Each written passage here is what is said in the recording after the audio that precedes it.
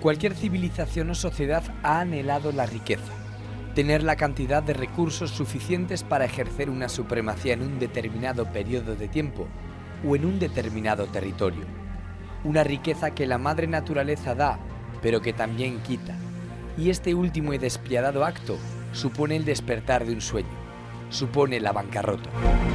Un sueño como el que vivió el páramo de la Lora hasta hace muy poco. Con Sargentes a la cabeza, la comarca burgalesa ha visto cómo desde aquí han salido más de 17 millones de barriles de petróleo. Pero aquel futuro negro se acabó antes de lo esperado.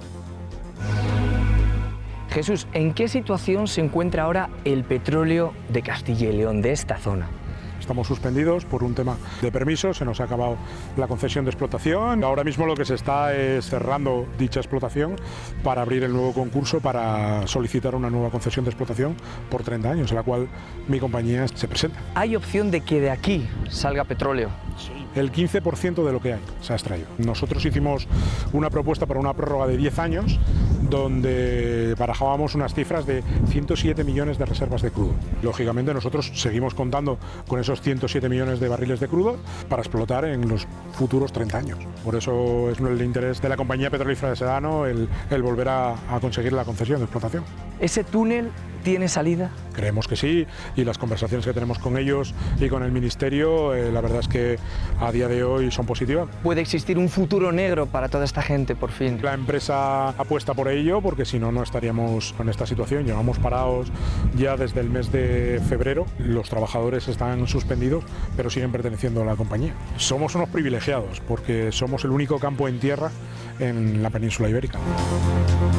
¿Qué supuso ver cómo los caballitos después de 50 años paraban? El primer día que yo tuve que volver a revisar las instalaciones me dio mucha pena, mucha pena. Te puedo decir que no vine solo, vine con mi mujer porque no quería venir solo. No ver a nadie trabajando, todo parado, es bastante triste. Pretendemos que sea el primer día de un futuro y que ese futuro sean un mínimo de 30 años de concesión con 2 prórrogas de 10 años.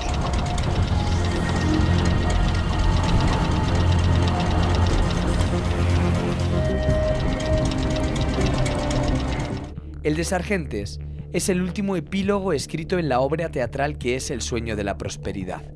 Este es el punto final de muchas historias. Historias que alimentaron sueños de prosperidad y que durante mucho tiempo hicieron que pequeños rincones de nuestra comunidad se convirtieran en el centro económico de medio mundo. En el siglo XXI es el petróleo el motor de la economía mundial, pero antes que el oro negro estuvieron la harina, la sal o el oro. Hace medio siglo los españoles desayunaron leyendo estos titulares. Antes de que aquel verano de mediados de los 60 golpeara con fuerza a todo un país, se tiñó de negro esperanza.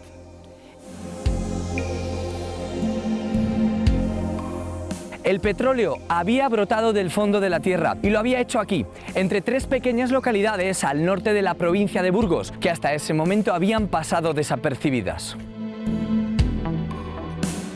Don Joaquín, ¿dónde se encuentra Sargentes de la Lora? Al noroeste de la provincia de Burgos, en una zona paramera. La media de altitud viene a ser unos 1000 metros. En cuanto a ayuntamiento, es capital de Valdeajos, de Ayoluengo, de Moradillo y de Santa Coloma. Y hay 2 localidades que están totalmente abandonadas, Ceniceros y Lorilla. La demografía más alta, en torno al 1960, unos 300 habitantes en el pueblo. En la época baja de invierno seremos 20 personas. Casi yo diría que somos empleados del Estado, porque la mayoría son jubilados. En los tiempos prehistóricos y mucho más que prehistóricos, esta zona fue mar, pues abundan los fósiles, testimonio indiscutible de esa condición de marina, ¿no? Al haber sido mar, también dio origen a este elemento del petróleo. ¿Cómo se explica que haya petróleo justo aquí en el corazón de Castilla y León? Pues eso es más difícil. Esto fue mar y los movimientos orogénicos consiguieron desplazar las tierras actuales de tal manera que parte de las aguas marinas quedaron enterradas, sin aire, sometidas a presión, etcétera, con seres vivos. Eso en el decurso de muchos siglos ha fermentado y así se expone sencillamente el origen del petróleo. Antes de que llegara el petróleo aquí, ¿a qué se dedicaba la gente? La agricultura y la ganadería. Y sobre todo tuvo desde el 1920 mucho auge la patata de siembra, porque al estar sembrada en una zona alta, digamos que es susceptible de menos epidemias. ¿Cree que si los caballitos volvieran a moverse, Sargentes notaría ese impulso? Pues creo que sí, yo tengo la esperanza de que eso lo veremos y no tardando mucho, ¿no? Y creo que sí, es un elemento que al pueblo le mantiene con una vida, le da un rasgo especial y en fin, sí, yo tengo la esperanza de que eso se verá.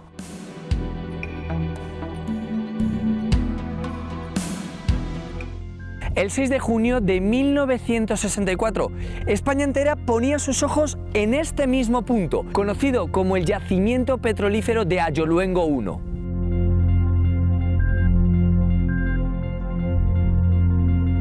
Hoy, un monumento recuerda aquel hito que bombeó una ilusión desbordante en una sociedad que se recuperaba de las heridas del pasado y soñaba con ser autosuficiente. Al páramo de la Lora se le bautizó como el Oklahoma burgalés. Carlos, Ayo 1, ¿qué significa este cartel que está a tu espalda? Pues esto, el comienzo. La primera prospección de petróleo para la que salió petróleo en España. Después de 145 intentos, en la 146, salió el petróleo aquí, en el pueblo de Valdeajos, un término municipal de Sargentes de la Lora, del cual presido, y queda el recuerdo de ese tapón que hay en la tierra, que es donde salió el petróleo. Aquellos 5.000 barriles salieron el 6 de junio de 1964 a las 12:45, y aquí está la figura de ese momento. Esos vecinos que bajan del pueblo de Ayoluengo y deciden celebrar con ese chorro de petróleo aquel momento. Por la zona ya se habían realizado anteriormente catas. Sí, a lo largo de toda la cordillera cantábrica, no solo aquí, se había hecho en el Valle de Zamanza, ya se había hecho prospecciones en distintos puntos. Había indicios de que podía haber petróleo y fue aquí el primer momento, en una perforación de 2.350 metros y a 1.600 salió el petróleo. Si pudiéramos remontarnos a aquel momento, ¿qué es lo que veríamos aquí? Ahora aquí veríamos una torre de 20 metros de altura y un trépano trabajando día y noche, perforando y perforando, hasta que ese 6 de junio salió el petróleo. ¿Estos pueblos cómo se tomaron esa noticia? Con una alegría, un júbilo, una esperanza, un futuro. Los polos industriales estaban haciéndose en las ciudades y la gente ya se estaba empezando a ir a hablar. Aquello frenó la despoblación en aquel momento, porque la gente vivía de la agricultura, la ganadería, y aquello marcó una industria que no se la esperaba nadie en aquel momento. ¿La búsqueda de petróleo en la provincia de Burgos acabó con Ayoluengo 1? No, se hicieron más intentos. En el Tozo hubo intentos, en Huidobro, que fue el primer intento, hubo más intentos, en la zona de Parado de Masa también hubo intentos, pero simplemente aquí, por la demarcación en la que estamos, por la formidad de la Lora, fue aquí donde realmente se abrieron los 52 pozos de petróleo. ¿Y tuvieron una gran producción? Hasta los años 90, sí, 2000, 2001, había una producción maja. Poco para la necesidad que tiene este país, pero lo suficiente para que 18 o 20 familias vivieran de ello. ¿Forma parte de la vida de la gente de esta zona el petróleo? Sí, hombre, sí. Y además con orgullo. Es decir, soy de la Lora y he visto trabajar a mi padre, he visto trabajar a mi abuelo, he visto salir petróleo. Es único, es algo que te marca a todos los niveles. Es decir, que no estamos hablando solamente de un nivel económico, sino de algo más. Algo más, no, bastante más.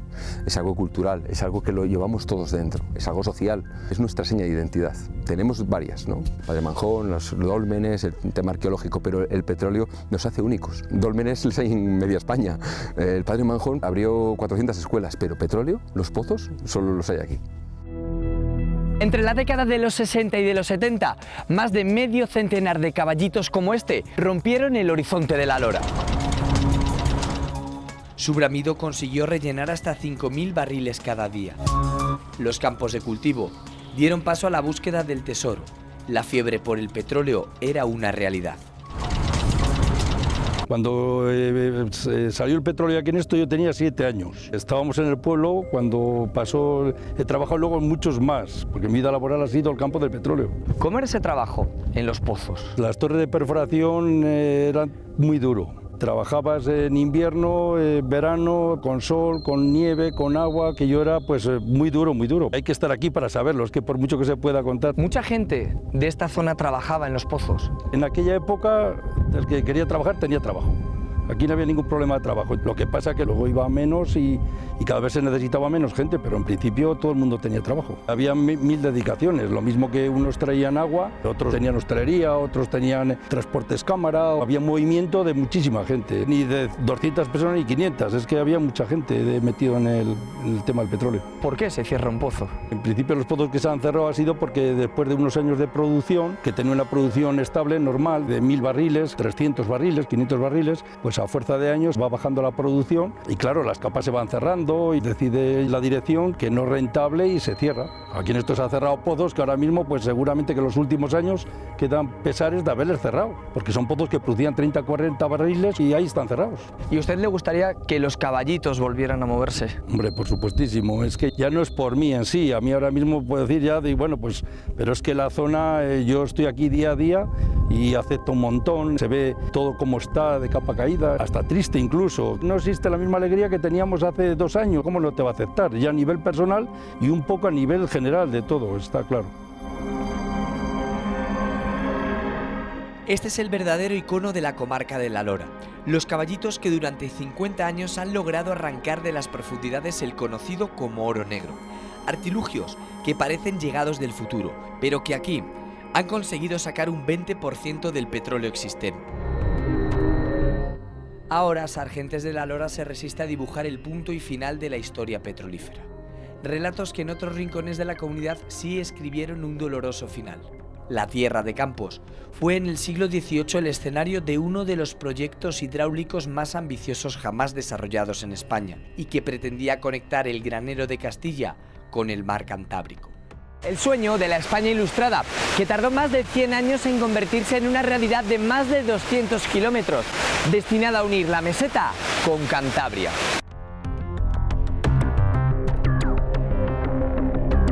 Virginia, ¿qué es el Canal de Castilla? El Canal de Castilla, ante todo, supone la pretensión de los ilustrados de sacar de la atonía el centro castellano, ¿no? Poder dar salida comercial a todo el excedente, principalmente agrario, que había en lo que era la meseta castellana, el que habían llamado el granero de Castilla, a través de la navegación, ya que los caminos carreteros dejaban mucho que desear en aquel momento. El canal comienza a construirse en 1753. Llevaban ya unos 2 años aproximadamente con los estudios y es en ese momento cuando el marqués de la Ensenada presenta al rey el proyecto para la navegación y la construcción de los canales del Reino de Castilla y León. La construcción del canal se dilató tanto en el tiempo por diferentes problemas que se van sucediendo directores, se van sucediendo ministros, reyes, reinados, Fernando VI, Carlos III, Fernando VII y se concluye con Isabel II. Y entonces van cambiando constantemente de opinión. ¿Cómo se estructuró finalmente toda esta magna obra? Pretendían unir Medina de Río Seco, Valladolid, Segovia, incluso Zamora, con los puertos del norte, principalmente con los puertos cántabros. No llegó a concluirse y solamente se realizaron 3 ramales. El primero comienza en Alar del Rey, en la provincia de Palencia, llega hasta Calahorra de Rivas, ese sería el ramal norte. El ramal sur, que continuaba hasta Valladolid, que se concluye en 1835, y el último tramo se concluye en 1849 y es el punto en que nos encontramos, que es la dársena de Medina de Río Seco. Y este sería el ramal de Campos, que tiene un total de 78 kilómetros y son 7 las esclusas que se construyen en el canal. ¿Llegó a cumplir su misión el canal? Sí, bueno, el canal se llegó a poner en marcha incluso antes de verse terminado, fue poniéndose por tramos y además se descubrió la nueva utilidad que tenía el canal, además de la navegación, que era la explotación industrial. Entonces se van abriendo los establecimientos industriales a la par que se va abriendo a la navegación. ¿Y por qué Medina de Río Seco se convirtió en la capital de aquel canal? Por esto, por el gran símbolo del Canal de Castilla. El final del conocido como ramal de Campos es el mejor ejemplo de cómo la naturaleza y el hombre, el agua y la tierra convivieron en perfecta simbiosis durante mucho tiempo. Virginia, ¿esto aún es el Canal de Castilla? Claro, esta es la terminación del ramal de Campos en Medina de Río Seco, que es la dársena del canal.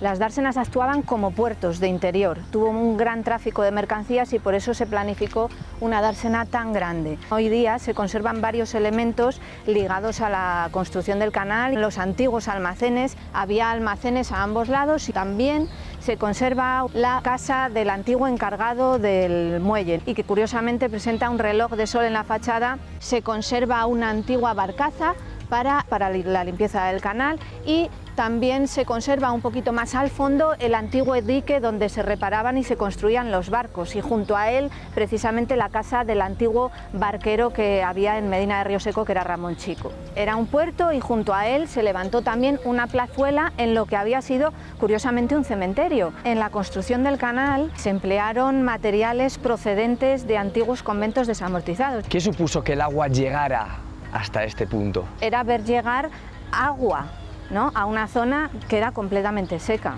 En Medina de Rioseco se dejaba sentir ya la influencia de la llegada del canal, incluso años antes de concluirse la construcción. En Medina de Rioseco se sacude el polvo de aldea. En la época de mayor funcionamiento del canal, más de 300 barcazas navegaban por el canal.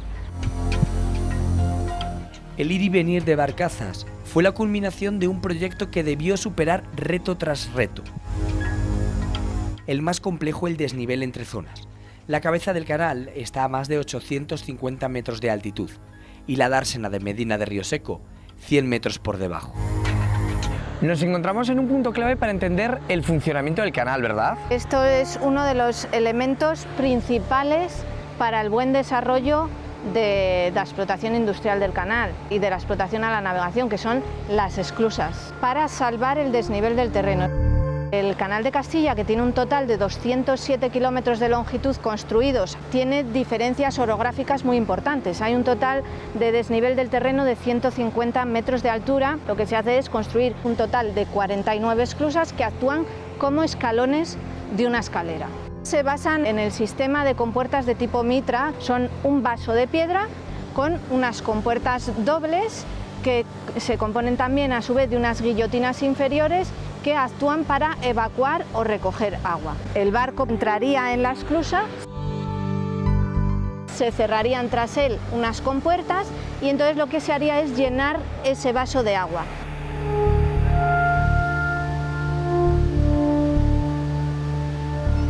El barco superaría ese desnivel de terreno, en este caso que es de unos 3 metros de altura. Lo que quiere hacer el barco es bajar, entraría con ese vaso lleno, se abrirían esas guillotinas de las compuertas para dejar salir el agua y entonces el barco bajaría esos 3 metros. Posteriormente se abrirían las compuertas y podría continuar con la navegación.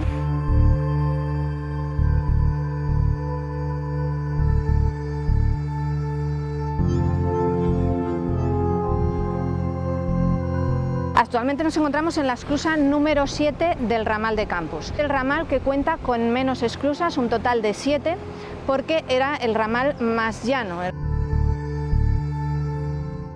Para cuando las obras finalizaron, el ferrocarril había sustituido a las barcazas como medio más eficaz de transporte. ¿Qué utilidad se le podía dar? Agua como fuerza motriz. ¿Quién podía aprovecharlo? Una industria harinera en expansión. El primer salto de agua de Medina de Rioseco se construyó en 1855 y en menos de 100 años, algunas fábricas eran capaces de producir 17 toneladas de harina en tan solo un día. ¿Cómo es posible que una ciudad aprovechara el agua de una dársena? No todo se focaliza en ese punto, sino que luego el agua no puede quedar allí estancado y tiene un discurrir hasta el río. Entonces, en ese discurrir, esos metros se aprovechan como saltos de agua. El agua corría a cauce abierto a través de un canal de piedra, se hacían saltos de agua pues de unos 3 metros aproximadamente para colocar ahí establecimientos industriales. En la localidad se ubican 3, que son la fábrica de harinas San Antonio, la fábrica de harinas La Pura y el Molino del Cristo, que es el que estamos viendo hacia nuestras espaldas, que era un molino de maquila. Producir o manufacturar el cereal y convertirlo en harina a cambio de una retribución en especie. Quedarse con una parte proporcional del producto manufacturado a cambio de hacer ese trabajo. Los molinos no seleccionaban las trituraciones, o sea, lo que se hacía era moler, molturar el producto íntegro. Primero fue explotado por la Compañía del Canal y posteriormente pasó a manos del Estado, que lo vendió, lo adquirió la misma familia que la fábrica de harinas San Antonio, que era la familia Hoyos, y estuvo funcionando, pues no sé si hasta los años 50 o una cosa así. La Compañía del Canal adquiría terrenos.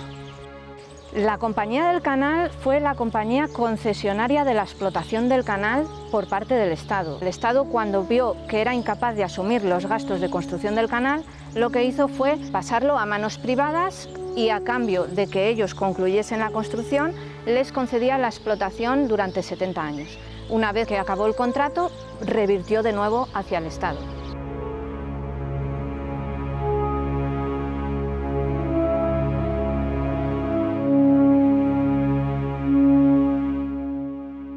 En 1918 la provincia de Valladolid tenía 17 harineras y esta, la de San Antonio, era el buque insignia de toda una industria que hizo que cambiara no solo la economía, sino también el orden social. Una nueva burguesía había nacido y estaba cambiando las ciudades.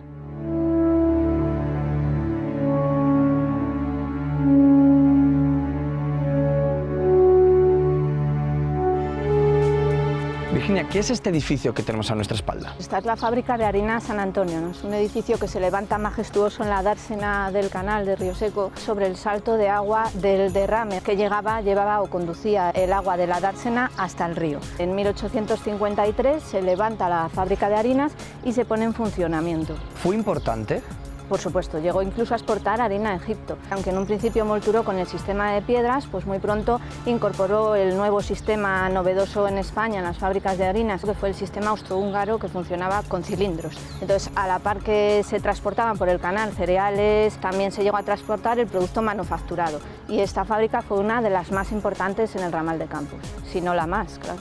En este punto de Medina de Río Seco se levantaron en 3 saltos de agua 2 fábricas y un molino. Fábricas como estas eran importantes, cambiaban Medina de Río Seco. Habían surgido las desamortizaciones, momento que aprovecharon los ricos empresarios riosecanos para hacerse con tierras, dada la próxima construcción del Canal de Castilla. Al amparo de la construcción de las fábricas de harina, se hiciesen más importantes y surgiese una potente burguesía harinera en Medina de Río Seco. Que cambió también la sociedad. Un refinamiento del estilo de vida en Medina de Río Seco por las políticas ilustradas que pretendían mejorar la calidad de vida de los ciudadanos y por las reformas liberales. Medina de Río Seco vio incrementar su potencial económico. Surgieron nuevos puestos de trabajo al amparo de fábricas de harina, del Canal de Castilla. ¿Se podría entender Medina de Río Seco sin el oro blanco? Yo creo que no, porque Medina de Río Seco en aquel momento, a mediados del siglo XIX, estaba un poquito, digamos, estancado en lo que había sido el pasado. Además, había sufrido las consecuencias de la Guerra de Independencia que se libró contra los franceses en Medina de Río Seco. La llegada del Canal de Castilla a Medina de Río Seco supone ese despertar a la vida, despertar a la industria. Medina de Río Seco, con la noticia de la llegada del canal, se sacude el polvo de aldea. ¿Cómo funcionaba esta harinera? Se levanta sobre un salto de agua del canal. La fuerza motriz de la fábrica de harinas es precisamente este agua, que hace girar una corona y todo un sistema de transmisiones con correas de cuero que lo que hacen es transmitir el movimiento a las diferentes máquinas. Se estructura en un total de 4 plantas. Todo el proceso se ejecutaba de arriba a abajo. A través de estas plantas se va haciendo todo el proceso de trituración del producto y de selección de las trituraciones. Unas correas con unos cacitos se recogía el producto, se trasladaba hacia la planta alta y desde allí, por su propio peso, iba cayendo el trigo de una planta a otra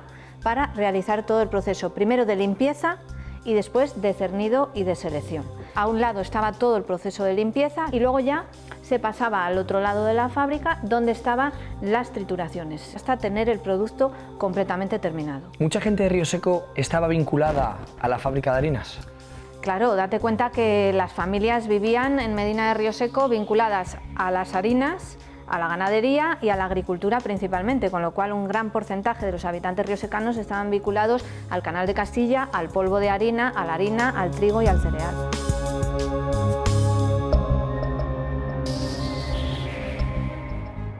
Las piedras de los molinos ya no giran en Medina de Río Seco. Las barcas han quedado varadas en el pasado y ya solo forman parte de las fotos en blanco y negro. Por el canal no surca el cereal de la tierra, pero a cambio son los nuevos barcos quienes dan vida a las esclusas y los paseantes los que no olvidan la sirga que un día llevó la esperanza hasta la ciudad de los almirantes.